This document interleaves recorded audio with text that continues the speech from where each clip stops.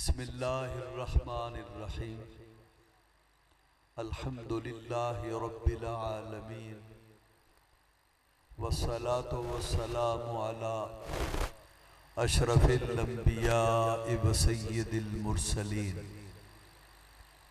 व अला आलिहि त्तय्यिबीन अत्ताहिरीन व अस्हाबिहिल मुकर्रमीन अल मुअज़्ज़मीन। अम्मा बअदु फ़अऊज़ु बिल्लाहि मिनश शैतानिर रजीम। बिस्मिल्लाहिर्रहमानिर्रहीम। लक़द मन्नल्लाहु अलल मोमिनीन इज़ बअस फ़ीहिम रसूला।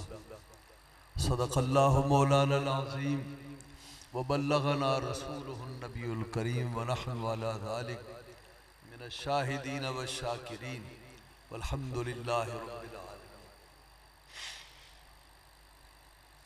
तमामी हज़रात, इंतहाई ज़ौक़ व शौक़ मोहब्बत उल्फत के साथ आक़ाए नामदार मदनी ताजदार अहमद मुख्तार जनाबे मुहम्मदुर रसूलुल्लाह सल्लल्लाहु ताला अलैहि वसल्लम की बारगाह अक़दस में क़सीदा बुर्दा शरीफ के चंद अशार मोहब्बत से बावाज़ बुलंद मिलकर पेश फरमाएँ।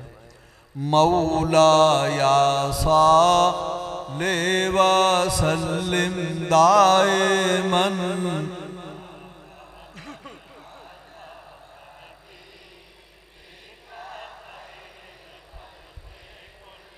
लेमी मौला या साले व सल्लिम दाइमन आबादन अला हबीब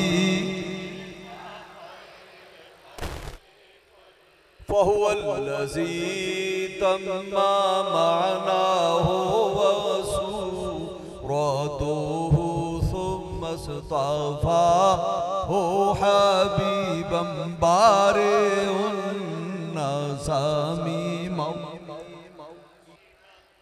आबादन अला हबीब अबान मौलिदुहु अन तीबे उन सोरेही आतीबा मुक़्तदा मिन्हु व मुक़्तदा मिमौ। ऊंची आवाज में आबादन अला हबीब कान्नहुल लुलुल मकनूनु फी सदाफिम बिमअदिने मनतिक़िम मिन्हु व मुब्तसमी या साल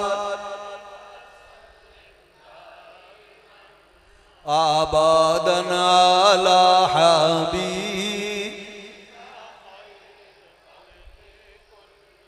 अल्लाहुम्मा सल्लि अला सय्यिदिना व मौलाना मुहम्मदिन मदनिल जूद वल करम व आलिहि व बारिक व सल्लिम।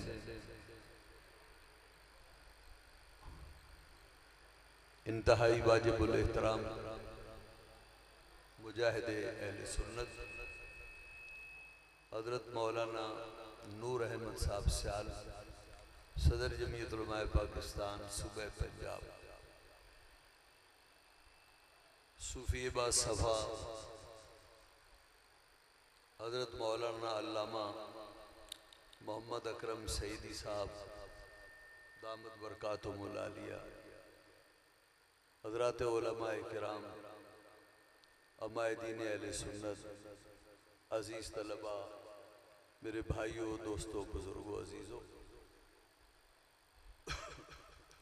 माह रबीउल अव्वल का चांद नजर आने से लेकर इस महीने के इख्तिताम तक और उसके माँ बाद भी अहले सुन्नत व जमात के यहाँ मुल्क भर में नहीं सारी दुनिया में महफिल मीलाद का इनेकाद होता है।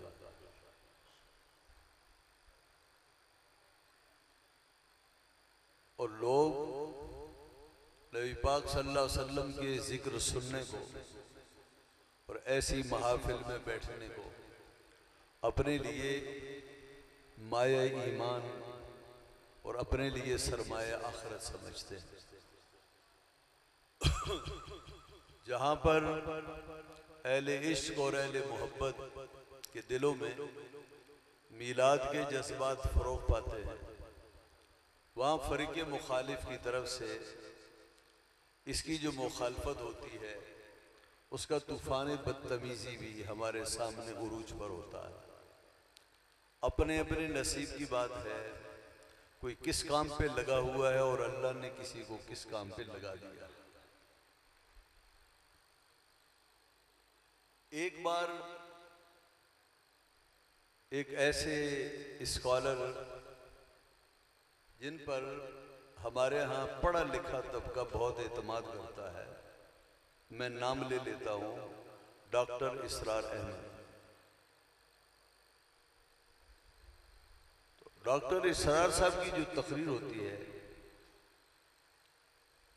वो इतने पुर-एतमाद लहजे में होती है कि आदमी ये समझता है कि दूसरा ऑप्शन है ही नहीं। बड़ी मिसालें हैं उसकी। तो एक बार वो ये कह रहे थे, क्या ये दीन है जिसमें हम मीलाद करते हैं? क्या नबी पाक सल्लल्लाहु ताला अलैहि वसल्लम ने किसी नबी का उर्स मनाया? सहाबा किराम ने हुजूर का मीलाद मनाया? ये 12 रबीउल अव्वल के जुलूस निकाले गए। नबी पाक सल्लल्लाहु अलैहि वसल्लम के उसवे करीमा से हटकर जो बात होगी उसकी दीन में कोई गुंजाइश नहीं। इसी को बिदअत कहते हैं, मफहूम ये था।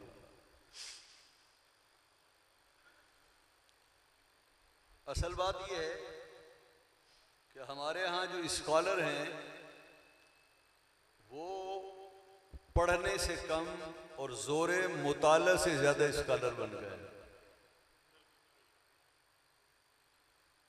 उर्दू की चंद किताबें देखी, तारीख के चंद सफ़ात पलटे तो वो समझने लगे हम मुअर्रिख भी हैं, मुअर्रिख भी हैं, मुहक्किक भी हैं, स्कॉलर भी हैं।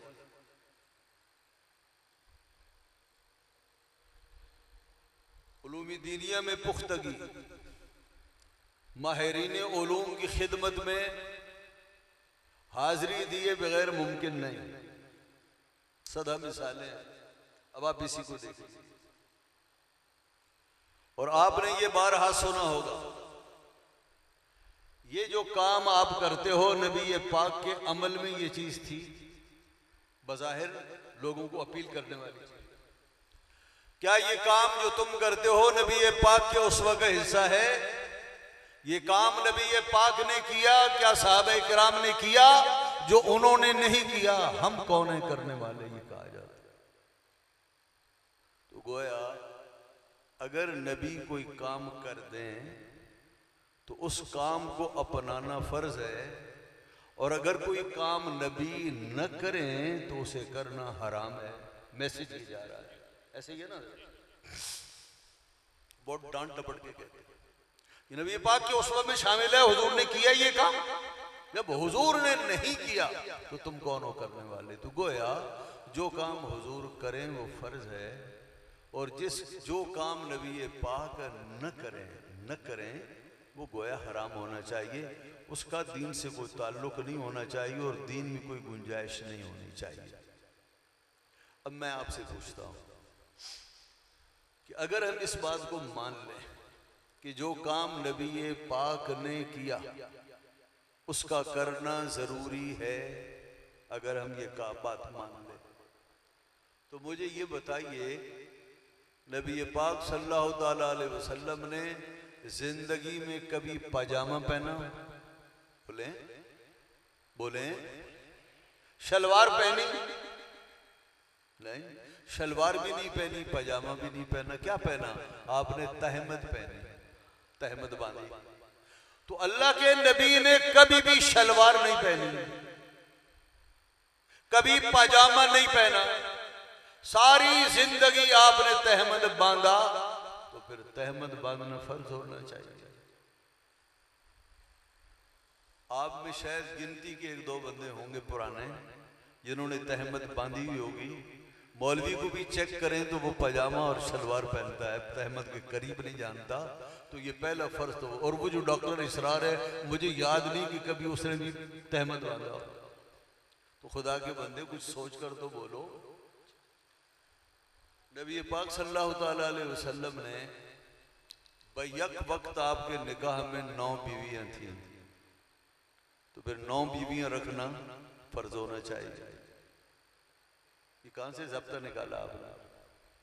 यूं कहिए जो अल्लाह के नबी ने किया, अमल किया, वो हुज्जत है हम पर और उसे अपनाना चाहिए। फर्ज वाजिब का इससे क्या ताल्लुक है? वो काम जो हुजूर की खुसूसियत ना हो और वो काम महज नबी पाक ने किया हो, वो काम फर्ज नहीं, वो काम जायज है, बेहतर है। हाँ, अगर आपने उसकी ताकीद फरमाई हो, छोड़ने वाले की पर आपने नकीर फरमाई हो, तो फिर वो काम वाजिब हो जाएगा और वो काम लाज़िम हो जाएगा। अच्छा, जो काम नबी पाक ने नहीं किया वो क्यों करते हो?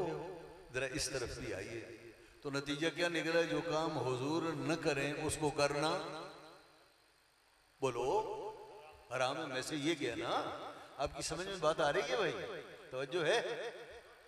जो काम नबी पाक ने किया उसका करना लाजिम, नतीजा ये निकाला। और जो काम हुजूर ने नहीं किया उसको करना हराम।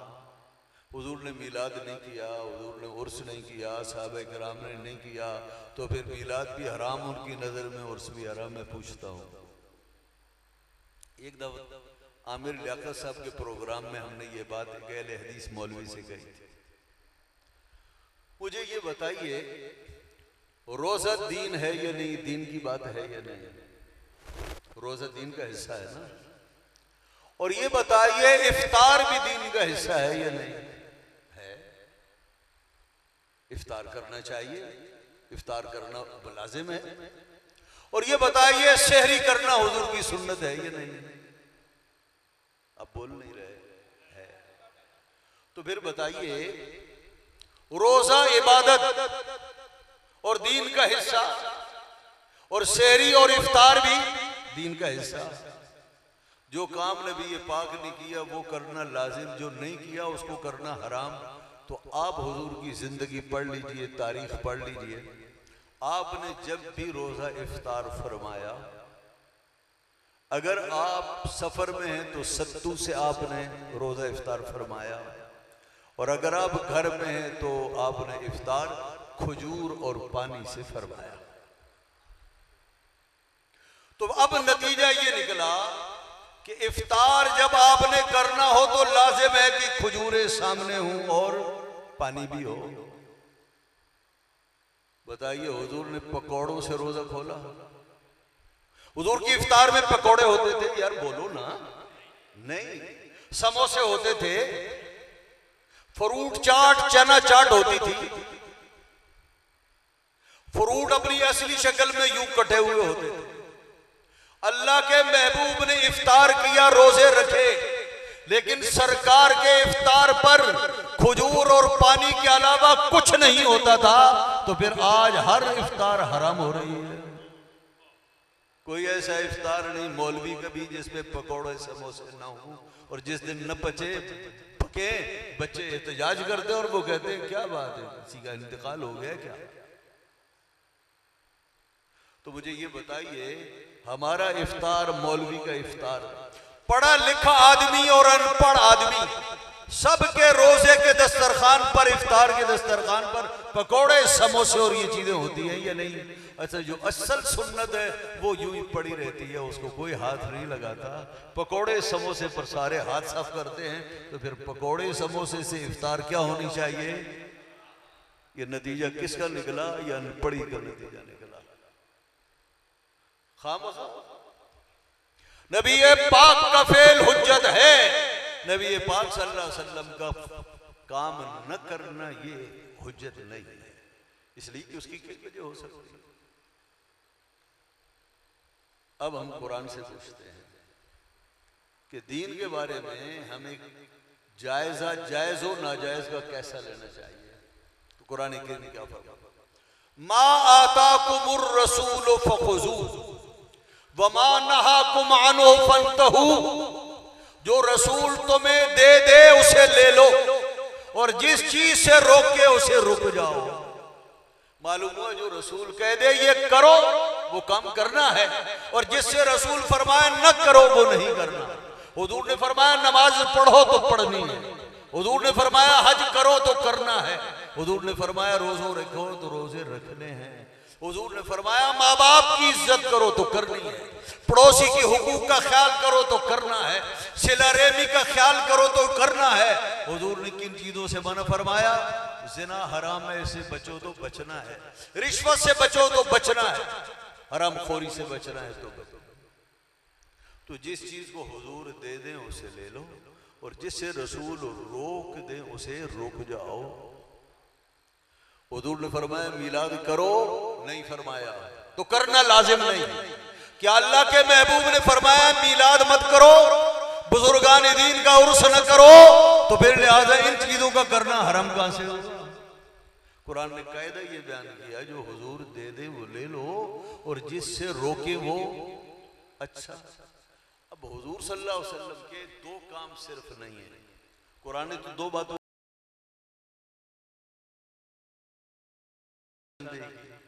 मेरा महबूब जो दे दे ले लो एक, और जिस चीज से रोक के उससे रुक जाओ।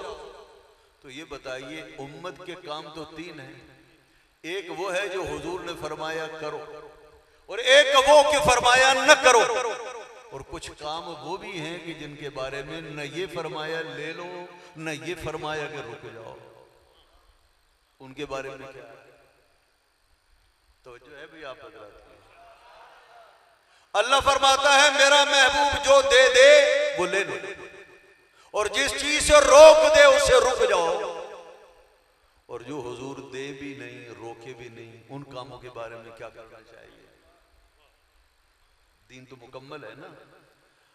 अब आइए नबी पाक की तालीमात की तरफ। हुजूर फरमाते हैं अल हलाल मा हल्लल्लाहु फी किताबी वल हराम मा हर्रमल्लाहु फी किताबी वमा सकत अन्हु फहुवा मिम्मा आफा अन्हु। नबी पाक सल्लल्लाहु अलैहि वसल्लम फरमाते हैं हलाल शरीफ वो है जिसे कुरान करीम हलाल कहे, और हराम शरीफ वो है जिसे कुरान करीम हराम कहे, और जिसे कुरान हलाल न कहे और हराम भी न कहे उसके बारे में क्या करें? तो हुजूर नबी पाक फरमाते हैं जिससे कुरान खामोश हो जाए उसकी तुम्हें इजाजत है। हुजूर ने नहीं फरमाया मीलाद करो और न ये फरमाया कि मीलाद न करो, खामोशी हो गई।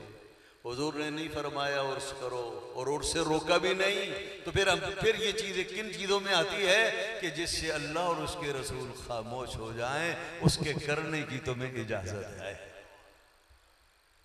तो दीन की बातें तीन किस्म की है, एक वो जो अल्लाह और उसके रसूल ने कहा ये हलाल है, दूसरी वो बातें जिसके बारे में फरमाया हराम, और तीसरी वो बातें जो क़यामत तक आने वाली हैं और अल्लाह और उसके रसूल ने खामोशी इख्तियार की, फरमाया ये खामोशी बड़ी रहमत है, उन खामोश चीजों को भी अपना सकते हो, कर सकते हो। ये मत पूछो मीलाद कुरान हदीस में आया है, ये मत पूछो, इसलिए कि ये कोई ज़ाब्ता ही नहीं। ये कहो कि मीलाद अगर जायज़ है तो क्यों जायज़ है? तो कहा जाएगा इसलिए कि अल्लाह और उसके रसूल ने इजाज़त दी है, जिसके बारे में वो खामोश रहे उसकी इजाज़त है। कायदा तो ये है हज़रात मोहतरम, इसलिए बाकायदा बातें सुना करें, बेकायदा बातों को न माना करें। हुजूर नबी पाक सल्लल्लाहु अलैहि वसल्लम का मीलाद दो किस्म का है। अब सुनिए, अच्छा एक चीज होती है कि एक चीज साहबा ने उस शक्ल में नहीं की जिस शक्ल में हम करते हैं, नबी पाक ने एक काम उस शक्ल में नहीं किया जिस शक्ल में आज हम कर रहे हैं, लेकिन किसी जमाने में ये चीज किसी न किसी शक्ल में मौजूद थी। इसको कहते हैं कि दीन में इसकी असल है या नहीं। अगर दीन में किसी न किसी शक्ल में ये चीज मौजूद है। फिर इसको नए अंदाज में अपनाया गया, बेहतर से बेहतर बनाया गया। असल मौजूद है तो जायज है। तवज्जो है मेरे अजीजों। अब उसकी एक मिसाल लीजिए। शाह अब्दुल हक मुहद्दिस देलवी एक बड़े आलिम है। हदीस का इल्म बर्रे सगीर में उनकी बदौलत फैला। ये अहले हदीसों की भी उस्ताद हैं, देवबंदियों के भी उस्ताद हैं, और मैं अहले सुन्नत में जमात की भी उस्ताद। शाह अब्दुल हक मुहद्दिस देलवी बहुत अरसे तक ये मक्के और मदीने में रहे। मक्के मुकर्रमा में उनके एक उस्ताद से हजरत अब्दुल वहाब मुत्तकी, शाह अब्दुल वहाब मुत्तकी, ये बड़े आलिम बाअमल साले आलिम मुत्तकी परहेजगार आलिम रब्बानी। अब्दुल हक मुहद्दिस देलवी को उस्ताद तो इसी शान का होगा ना। सुनिए, फरमाते हैं मैंने अपने उस्ताद मोहतरम से पूछा, हुजूर अरब में उर्स नहीं होता, हिंदुस्तान में गौसे पाक और बुजुर्गों का उर्स होता है। ये नहीं पूछा जायज है या ना जायज है, उन्होंने उसूली बात पूछी, हुजूर इसकी दीन में कोई असल है? यह है तरीका सवाल। ये मत कहो कि ये नबी ये पाक ने किया, ये नहीं किया, ये कहो इसकी दीन में कोई असर है। ये सवाल करो, ये माकूल। तो शाह अब्दुल वहाब मुत्तकी से क्या पूछा, हुजूर हिंदुस्तान में गौसे पाक का बुजुर्गों का उर्स होता है, दीन में इसकी कोई असल है या नहीं? तवज्जो है। तो हजरत शाह अब्दुल वहाब मुत्तकी ने फरमाया, असलाफ में उर्स नहीं होता। असलाफ से मुराद साहबा ताबीन तबे ताबीन में उर्स नहीं होता। वहादा मिन तरीक़िल मशाइख़, वहादा मिन तुरुक़िल मशाइख़ वलहुम फ़ीहा निय्यात। फरमाया बुजुर्गान दीन का उर्स, असलाफ में इसका रवाज नहीं था। ये बात की सूफिया ने, उलमा ने उर्स शुरू किया, लेकिन ये तरीका सूफिया है। वलहुम फ़ीहा निय्यात, तो सूफिया का तरीका है। तो सूफियों का दीन अलग है। फरमाते दीन तो वही है, लेकिन इन बुजुर्गान दीन ने, अल्लाह वालों ने जो काम किया है, इस दिन की अच्छी अच्छी नीयत है, इसके फायदे थे।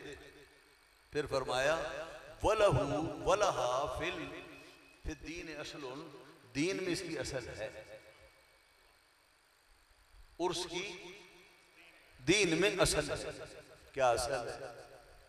फरमाते हैं इसकी असल मुसलमान की मेहमान नवाजी है, मेहमानी। उर्स में आने वाले लोग उर्स करने वालों के मेहमान होते हैं, उन्हें लंगर खिलाना ये उनकी मेहमान नवाजी है। और मेहमान नवाजी हमारे सिर्फ नबी की सुन्नत नहीं, तमाम अंबिया अलैहिस्सलाम की सुन्नत उनसे है। तो बुजुर्गान दीन का उर्स करना, उन्हें खाना खिलाना, तबर्रुक खिलाना, इसकी असल क्या है? मेहमान नवाजी। तो मेहमान नवाजी उसकी असल है, दीन में मेहमान नवाजी है, और दीन मेहमान नवाजी को पसंद करता है। लिहाजा ये उर्स भी मेहमान नवाजी का एक अंदाज है, इसमें कोई हर्ज की बात। ये होता है इल्म। सवाल भी आलिमाना, जाहिलाना सवाल नहीं। हुजूर ने नहीं किया, साहबे किराम ने नहीं किया, ये जायज नहीं होना चाहिए। अर्ज किया, हुजूर इसकी दीन में असल है। तो मतलब है जिसकी दीन में असल हो वो जायज है, और जिसकी दीन में असल ना हो जायज।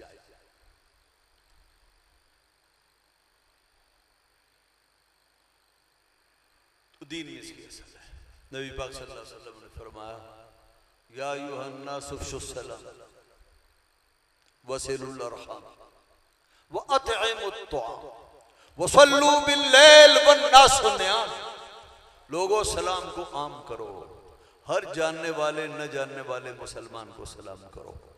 हमारे यहाँ तरीका ये है, हुजूर को पहले से मालूम था, हमारे यहाँ तरीका ये है कि जो जानता हो हम सलाम करते हैं, जिसको नहीं जानते इंतजार करते हैं, सलाम करेगा तो जवाब दे दूंगा, नहीं तो मैं भी ऐसे ही निकल जाऊंगा। सलाम को आम करो। एक उलट काम ये है, हमारे स्कूलों में जो आमाजगा है तरबियत की,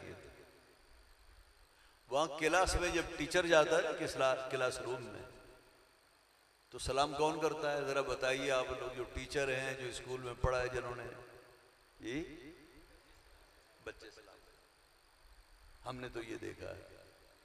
बच्चे कहते हैं सर सलाम, अस्सलाम वालेकुम, वो जवाब में कहते हैं जीते रहो, या कुछ पढ़ा होगा वो सलमान सुना होगा, कहते हैं वालेकुम अस्सलाम। दीन का मसला यह है कि जो आदमी बाहर से आया हो, बैठने वालों को वो सलाम करेगा, बैठने वाले उसे सलाम नहीं करेंगे। मनसबे सलाम किसके पास है?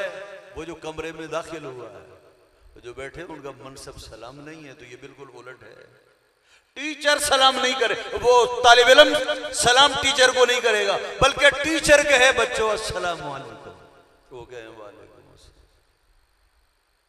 एक और भी है, आमने सामने आए तो टीचर कहेगा मैं क्यों सलाम करूं, इसकी सादतमंदी है मुझे सलाम करे। भाई सलाम में पहल करो, जो पहल करेगा उसे ज्यादा सवाब मिलेगा।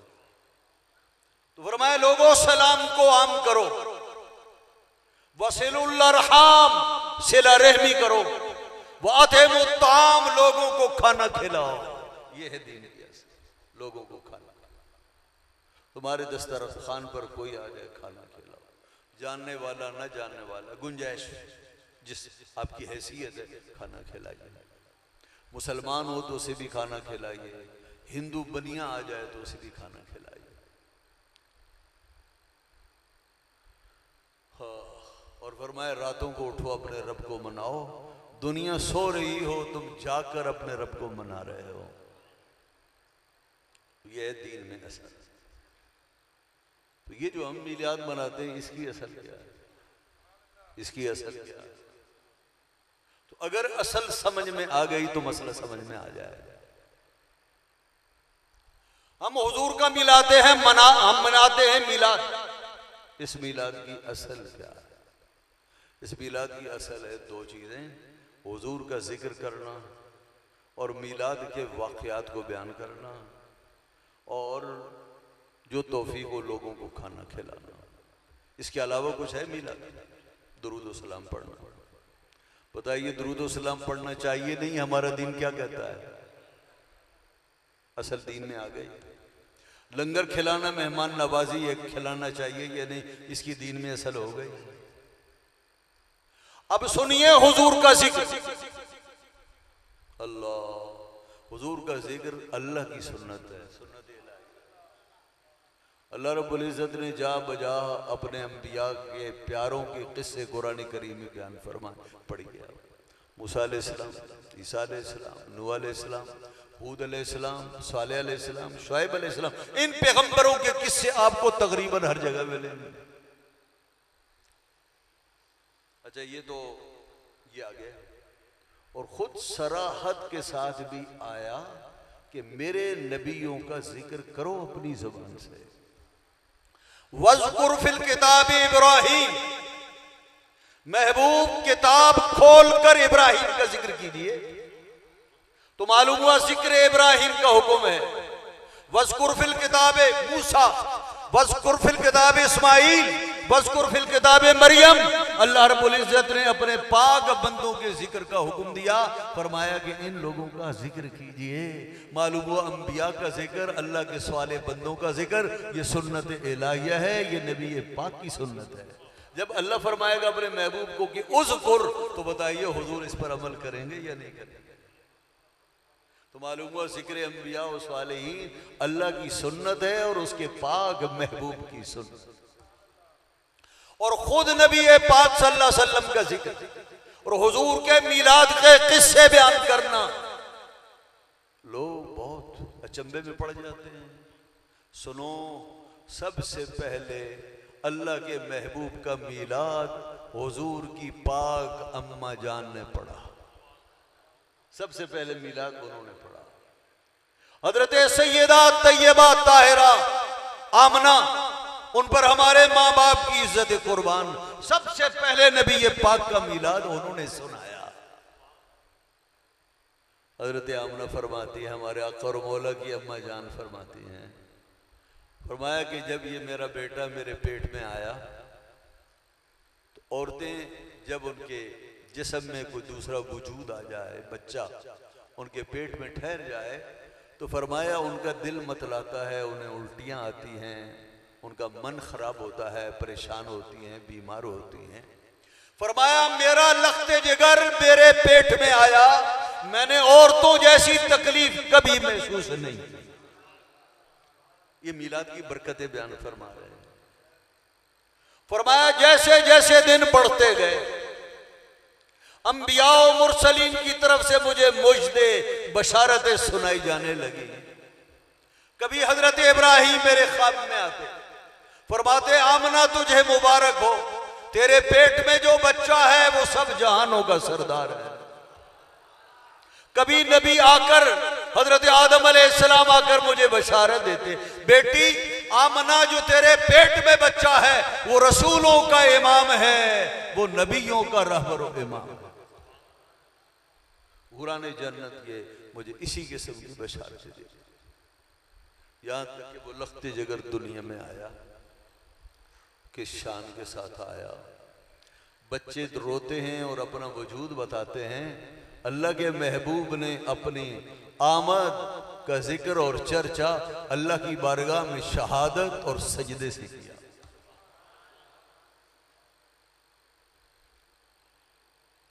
हज़रत सैयदा आमना फरमाती, मेरा लख्ते जिगर मेरे घर में आया तो लालटेन किसने जलाई, बत्ती चराग किसने जलाया? वो फरमाती है मेरा बेटा मेरे बतन से नूर लेकर निकला। मेरा सिर्फ घर रोशन नहीं हुआ, वादिये मक्का का एक एक गली रोशन हो गई और इस रोशनी का सिलसिला इतना लंबा निकला, मैंने घर की चार दीवारी में बैठे शाम के महल्लात को देख लिया। बताइए ये हुजूर की विलादत के वाकयात हैं या नहीं है? बोले। हजरत सैयदा आमना फरमाती है, 3 झंडे मैंने लहराए हुए देखे काबतुल्लाह की छत पर, मशरिक में, मगरिब में। ये इस तरफ इशारा था, झंडे लगाना इशारा था। कहा जाता है ना उसका फरेरा, उसका खिसरेवा अर्श पे उड़ता है, फरेरा तेरा। ये इस तरफ इशारा था, ये बच्चा, इसकी दावत का आगाज शहर मक्का से होगा, इसकी शौकत, इसकी इज्जत और वकार का आगाज वादिये मक्का से होगा और फिर शर्को गर्ब में इनकी इज्जतों वकार के फरेरे लहराए जाएंगे और इनके झंडे बुलंद होंगे।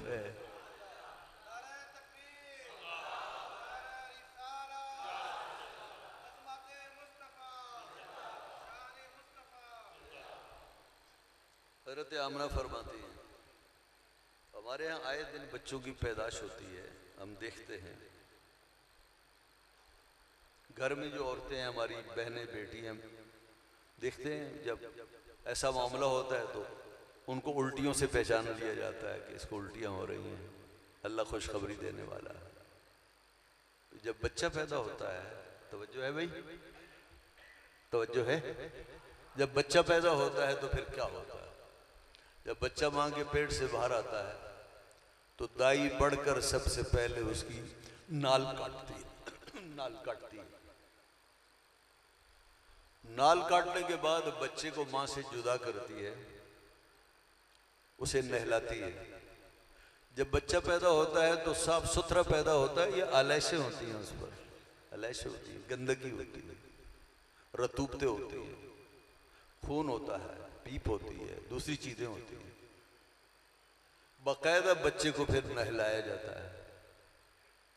नहलाने के बाद फिर इस पर पाउडर, खुशबू लगाई जाती है, आंखों में सुरमा, काजल लगाया जाता है और बड़ा हो जाए अगर बेटा हो तो उसका खतना किया जाता है।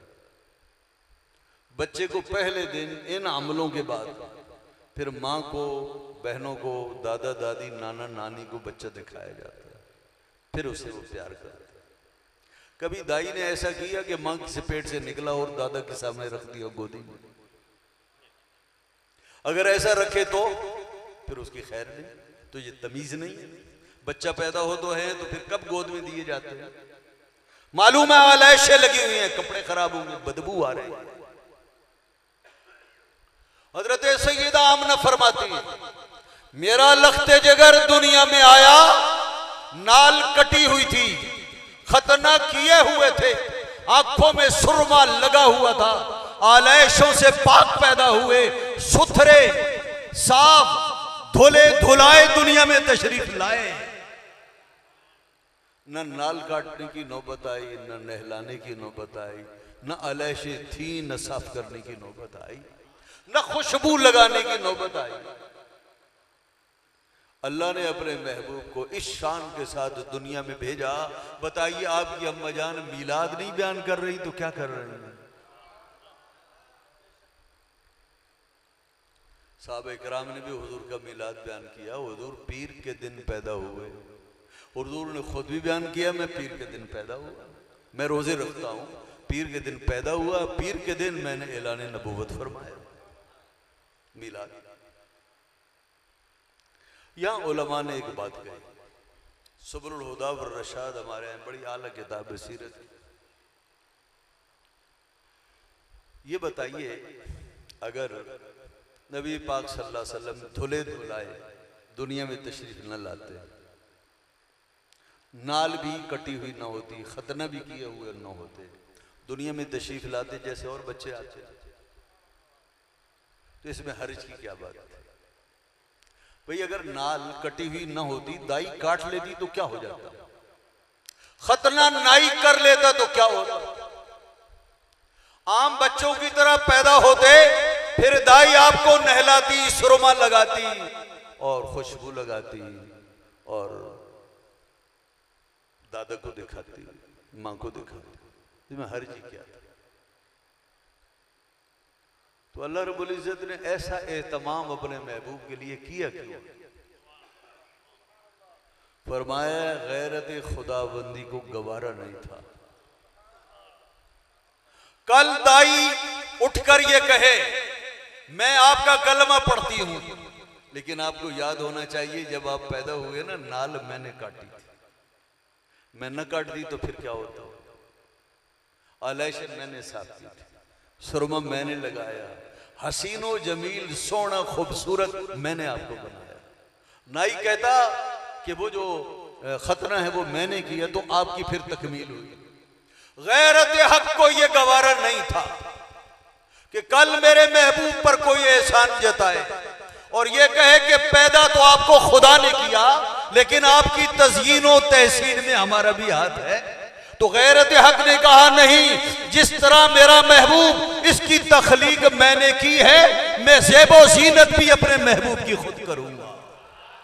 मेरा महबूब जैसे तखलीक में इंसानों का मोहताज नहीं, तज़यीन और तहसीन और ज़ेबो ज़ीनत में भी इंसानों का मोहताज नहीं।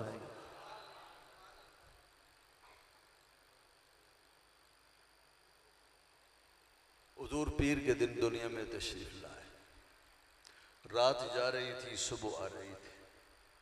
रात का अंधेरा छट रहा था, सुबह का उजाला आ रहा था। इशारा था दुनिया से जुल्मतों की बिस्तर बोरिया गोल हो रहा है और इंसाफ और आदल और अल्लाह रब्बुल इज्जत के कलमे और दीन का उजाला हो रहा है। पीर के दिन पैदा हुए। कौन से महीने में पैदा हुए? रबीउल अव्वल में। अगर आप हिस्ट्री पढ़ें इन महीनों की, जब हुजूर पैदा हुए तो उस जमाने में सिर्फ 4 महीनों की वक़्त थी। कितने महीने? 4 महीनों को अदब व एहतराम की नजर से देखा जाता था। जुल्क़ाद, जुल्हज, मुहर्रम, रजब, 4 महीने। और एक दिन था जिसका एहतराम किया जाता था, वो था जुमे का दिन। तो हुजूर अल्लाह के महबूब हैं, तो महबूबों के लिए अच्छे दिनों का, अच्छे महीनों का इंतखाब होता है। हुजूर अल्लाह के महबूब हैं, तो अल्लाह को चाहिए अपने महबूब को इन 4 मुकद्दस महीनों में पैदा करता। दुनिया मुतासिर होती कि वाह सुभान अल्लाह, इन मुकद्दस महीनों में ये मुकद्दस हस्ती आई है। और दिन में अल्लाह ने पैदा किया तो जुमे के दिन पैदा करता है। जुमे के दिन की बड़ी इज्जत और इन 4 महीनों की बड़ी इज्जत। तो हुजूर की तो इज्जत अफजाई होती ना, अगर इस इज्जत वाले दिन में तशरीफ लाते, इज्जत वाले महीनों में तशरीफ लाते। उलमा ने कहा यहां भी गैरत खुदाबंदी का मसला है। अल्लाह की गैरत को यह गवारा नहीं था। मेरे महबूब का तारुफ जमानों, दिनों और महीनों से हो, मेरे महबूब की यह शान थोड़ी है कि इन इज्जत वालों महीनों में पैदा हुआ तो ये बड़ी इज्जत वाला हो गया, इज्जत वाले दिन में तशरीफ लाया तो इज्जत वाले हो गए। अरे नहीं, मेरे महबूब की शान ये नहीं जमानों से इनका तारुफ हो। अरे इनकी शान ये है कि जमाना पहचाना जाए तो इनके हवाले से पहचाना जाए।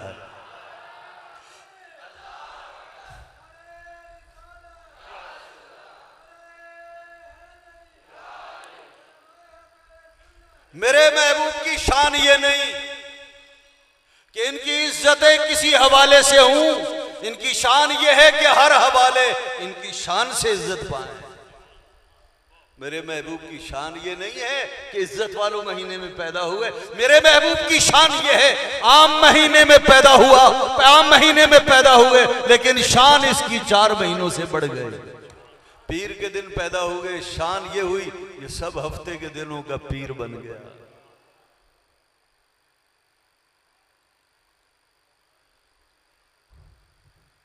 हजरत आमना फरमाती है, मेरा बेटा मेरे पेट से नूर भी लेकर आया, मेरे पेट से खुशबू भी लेकर आया।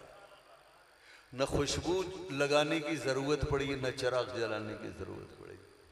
हुजूर का मिलाद है या नहीं, बोलो? उसका मिलाद है। बात लंबी ना हो जाए, आखिरी बात ये नबी पाक सल्लल्लाहु अलैहि वसल्लम का मिलाद किसने मनाया? किसने? हुजूर की अम्मा जान ने मनाया। हुजूर का मिलाद सबसे पहले बयान अल्लाह के महबूब की मां ने किया, और हम जो बयान कर रहे हैं वो उनसे हजारों लोगों ने सुनकर हम तक पहुंचाया। तो जिसने सुना उसने भी मिलाद बयान किया। तो ये सारा जमाना मिलाद का हुआ या नहीं हुआ? अब आगे सुनिए, हुजूर का मिलाद सबसे पहले किसने पढ़ा? हुजूर की अम्मा ने। फिर किसने पढ़ा? हुजूर के चचा ने, हजरत अब्बास। तवज्जो है? हुजूर के चचा जान हजरत अब्बास। हजरत अब्बास हुजूर से उम्र में 2 साल ज्यादा थे। नबी पाक सल्लल्लाहु अलैहि वसल्लम ने ऐलान नबूवत किया तो वो मुसलमान नहीं हुए। आपके चचाओं में सबसे पहले जिस हस्ती ने इस्लाम कबूल किया वो हजरत हमजा। तो हजरत अब्बास फौरन मुसलमान नहीं हुए। हिजरी 8 में फतेह मक्का के मौके पर ईमान लाए, 8 साल बाद ईमान लाए। जब ईमान ले आए तो नबी पाक सल्लल्लाहु अलैहि वसल्लम से एक दिन अर्ज करने लगे, या रसूलल्लाह, ईमान तो मैं बाद में आप पर लाया हूं, लेकिन आपकी अजमतों का कायल मैं पहले दिन से हूं। हुजूर की अजमतों को पहले दिन से माना। तो हुजूर ने फरमाया, चचा आपने क्या देखा? तो आप हमारी अजमतों के शुरू से कायल हैं, चचा क्या देखा? अब हजरत अब्बास का जरा मिलाद सुनिए। अर्ज किया, या रसूल अल्लाह, मैं देखता था हुजूर जब झूले में होते थे, हुजूर को मैं देखता था हुजूर चांद से बातें कर रहे हैं। हुजूर चांद से बातें। और या रसूलल्लाह, मैंने ये भी देखा जिधर हुजूर की उंगली उठती चांद उधर ही झुका चला जाता। चांद आपके इशारे पर चलता था, मैंने ये भी देखा। बताओ मिलाद है या नहीं? बोलो बोलो, है मिलाद। और क्या देखा चचा जान? और क्या या रसूलल्लाह, मैं देखता था कि आपकी अम्मा जान या घर की कोई औरत जब घर से इधर उधर चली जाती, झूला रुक जाता, हुजूर रोते थे, परेशान होते थे। अचानक झूला झूलता नजर आता, झुलाने वाला कोई नजर नहीं आता था। या रसूलल्लाह, ऐसा ही है? हुजूर ने फरमाया, हाँ ऐसा ही है, लेकिन कुछ बातें वो हैं चचा जो आपको पता नहीं, वो हम बताते हैं। जो मिलाद हजरत अब्बास से बयान करने से रह गया, वो हमारे आका और मौला ने मिलाद बयान किया। फरमाया, चचा ये ठीक है, हम चांद से बातें करते थे, अकेले यूं ही चांद से बातें नहीं करते थे, हम चांद से बातें करते थे, चांद हमसे भी बातें करता था। चचा जान, ये झूला झुलाने वाला कौन होता? जब मैं रोता, मैं परेशान होता, तो मेरा मालिक को मौला फरिश्तों को मेरे झूले के पास भेजता, वो मेरा झूला झुलाते, मेरा झूला झूलता। मुझे पता है कौन झुला रहा है, आपने सिर्फ झूला झूलते देखा ना, मैं उनको भी जानता हूं जिन्होंने झूला झुलाया है। बताइए और मिलाद क्या होता है? तो हुजूर ने कितनी बातों का इजाफा किया? 2 बातों का। तीसरी बात फरमाया, चचा ये भी सुनो, चांद हमसे बातें करता, हम चांद से बातें करते। चचा जान, आपको मालूम है ये चांद जो सफर करता है, ज़ेरे अर्श एक मकाम आता है जहां ये चांद अल्लाह को सजदा करता है, सजदा करता।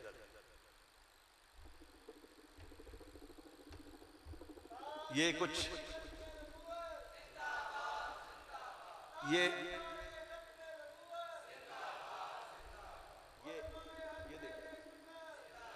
ये देखे, ये मैं पाँव लगा रहा हूं ना, तो हजरत आपको धमक महसूस हो रही है? ये जो जो बैठा उसको धमक महसूस होती है। आप अगर मुसल्ले पर नमाज पढ़े और मुसल्ला हो तख्ते वाला, लकड़ी वाला, और उस पर नमाज पढ़े, जब आप सजदे में जाते हैं तो कई दफा धमक नहीं उठती? उठती है। अब सुनिए हुजूर क्या बोला। चचा जान,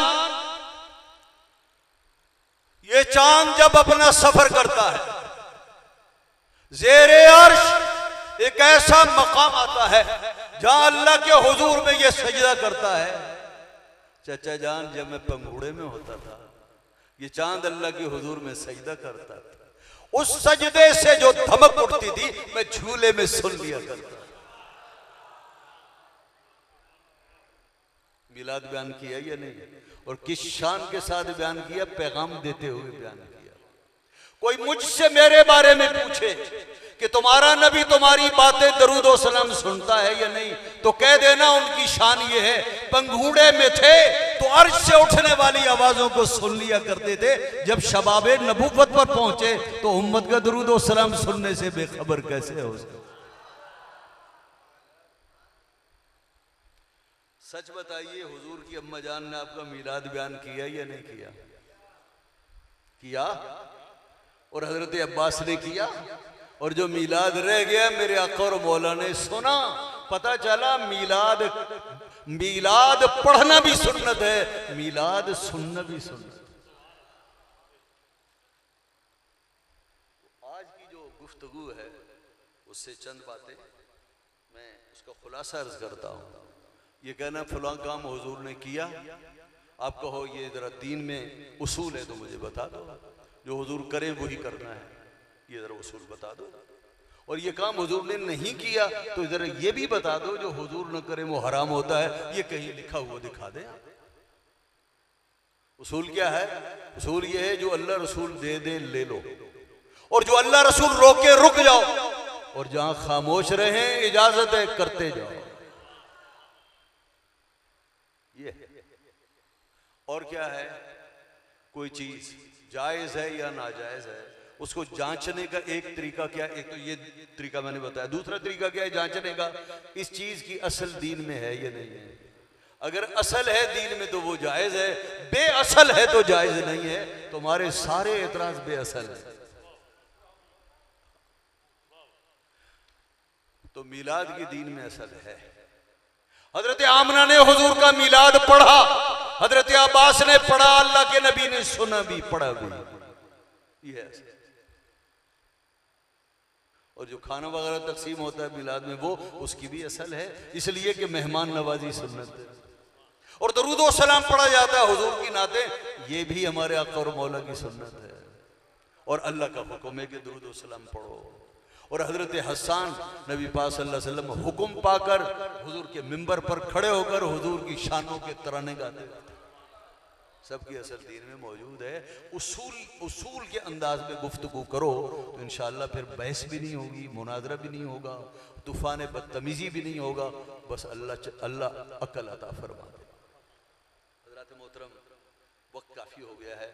इस मस्जिद में अल्हम्दुलिल्लाह तालीमुल कुरान का मदरसा है और मैं कहा करता हूँ मस्जिदों की आबादी हकीकत में ये है कि सिर्फ नमाजें न पढ़ी जाएं, वहाँ पर तालीम कुरान का इंतज़ाम होना चाहिए। कम से कम तालीम कुरान का इंतज़ाम होना चाहिए। जिस मस्जिद में तालीम कुरान का इंतज़ाम नहीं, हमारी नज़र में वो इंतज़ामिया नाअहल भी है और वो इंतज़ामिया मस्जिद को आबाद नहीं कर रहे। इस आबादी का पता है क्या? अल्लाह रसूल के यहाँ तो अजर है ही, इसके अलावा एक और चीज़ है। जब आप ऐसा करेंगे तो कोई भी वहाबी, देवबंदी, अहले हदीस, मौदूदिया और कोई भी किसी किस्म का बदमज़हब आपकी मस्जिद पर मैली निगाह नहीं लगा सकता। इसलिए कि जितने बच्चे पढ़ रहे हैं ये मुस्तकबिल में आपकी फौज है और उनके जितने माँ बाप हैं आपके मुहाफिज हैं। तो जिस इमाम को चाहिए कि मैं इज्जत कमाऊं, उसे चाहिए महल्ले के बच्चों को पढ़ाए। और आप नहीं पढ़ाओगे तो बच्चे दूसरे महल्लों में पढ़ेंगे और दूसरों के यहाँ पढ़ेंगे और जब वो जवान हो जाएंगे और ये सारे लोग बुढ़े चले जाएंगे, फिर उनका मस्जिद पे कब्जा होगा और आपको बेइज्जत करके निकाला जाएगा। तो मस्जिद की आबादी दीन के लिए होनी चाहिए, लेकिन इसके साथ अल्लाह ने ये फायदे दिए हैं, जहाँ मस्जिद आबाद होगी, मस्जिद में मदरसा कायम होगा, कोई मैली नज़र से उस मस्जिद को नहीं देख सकता। वो मस्जिद आबाद रहेगी और फौजें तैयार होती रहेंगी। तो अल्लाह रब्बुल इज़्ज़त इस मस्जिद को आबाद फरमाए, इसमें कायम मदरसे को भी आबाद फरमाए। और वो जो इमाम साहब हैं, कारी साहब हैं, ये उनका सदका जारी है। और ये सिर्फ उस्ताद का सदका जारी है नहीं, ये मस्जिद कमेटी का भी सदका जारी है। तो मदरसे का मोहतमिम होता है, वो अगर हाथ उठा दे तो ये तलबा फिर आसमान पे जाएंगे पढ़ने के लिए। असातिज़ा को तनख्वाह कौन देता है? खाने पीने का सामान कौन देता है? इंतज़ामिया उसका मोहतमिम देता है। उस्ताद का भी एहसान है, लेकिन मोहतमिम का एहसान उस्ताद से भी बड़ा है। तो ये बच्चे सदक़े जारिया किसके हैं? इनके उस्ताद मुअल्लिम के भी हैं और इंतज़ामिया के भी हैं। लिहाजा इंतज़ामिया को भी चाहिए कि इस खूब तवज्जो दें, मामला ढीला ढाला है तो उसे मजबूत करें। तो अल्लाह रब्बुल इज़्ज़त इन बच्चों को मुस्तक़बिल में कौम का मेमार भी बनाए और इन्हें पक्का सुन्नी बनाए, सुन्नियत की गैरत अता फरमाए और अल्लाह और उसके रसूल से वाबस्तगी और सच्ची मोहब्बत अता फरमाए। वाखिरु दावाना अल्हम्दुलिल्लाह। मुस्तफ़ा जाने रहमत लाखों सलाम, मुस्तफ़ा जाने रहमत लाखों सलाम, शमाए बज़ में हिदायत पे लाखों सलाम, मुस्तफ़ा जाने रहमत पे लाख आसियों थाम लो दामने मुस्तफ़ा, आसियों थाम लो दामने मुस्तफ़ा, आसियों थाम लो दामने मुस्तफ़ा, फिर पढ़ो रब की रहमत पे लाखों सलाम, मुस्तफ़ा जाने रहमत पे लाखों सलाम, शमाए बज़ में हिदायत पे जिनके आने से रोशन ज़माना हुआ, जिनके आने से रोशन ज़माना हुआ, उस नबी की विलादत पे लाखों सलाम, मुस्तफ़ा जाने रहमत पे चेहरा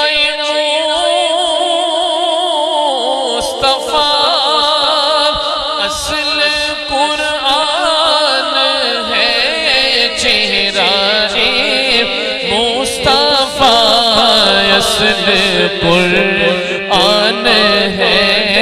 आशिकों की तिलावत पे लाखों सलाम मुस्तफा जाने रहमत पे। या इलाही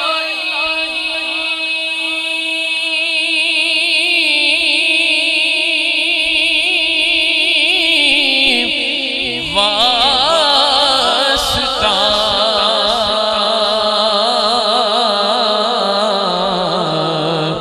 आले रसूल,